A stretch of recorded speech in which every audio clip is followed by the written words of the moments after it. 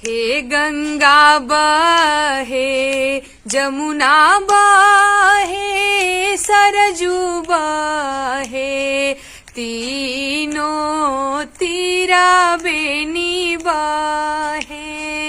हे copy copy बोलेली छठिया माता सुनाए सेवक लोगा। जी हाँ दोस्तों, जैसे कि आप जानते हैं चैती छठ का मौका है और चैती छठ आने वाला है। तो इस छठ पे नेहा सिंह राठौर ने गाया है ये छठ गीत, जो कि आपको बहुत अच्छा लगेगा और दर्शकों को भी बहुत अच्छा लग रहा है। तो चलिए ये छठ गीत हम आपको पूरा सुनाएंगे, लेकिन उससे पहले हम आपसे निवेदन करना चाहते हैं कि आप हमारे चैनल को सब्सक्राइब कर लें, प्यारा सा बेल बटन दबा दें ताकि हम इसी तरह से इनका गाना सुनाते रहें। तो चलिए ये सुनाते हैं आपको नेहा सिंह राठौर का छठ गीत। हे गंगा बहे जमुना बहे सरजू बहे तीनों तीरा बेनी बहे।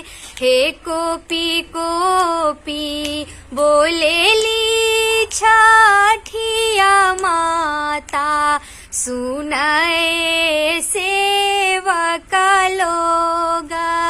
ए हमरे घाटे दुबिया जाना मलेली मकरी बासेरा लेली। ए हथवा जोड़ी बोले ले महादेवा सुनिए छठिया माता।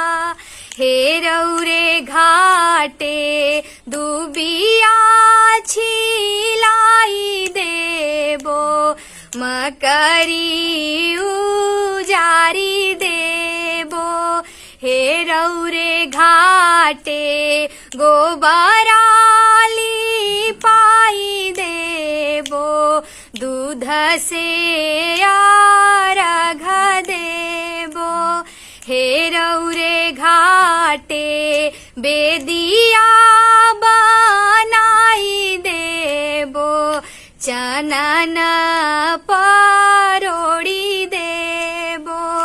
हे रौरे घाटे कोसिया भराई देबो ठेकुआ चढ़ाई देबो उखिया गड़ाई देबो दिया ना जा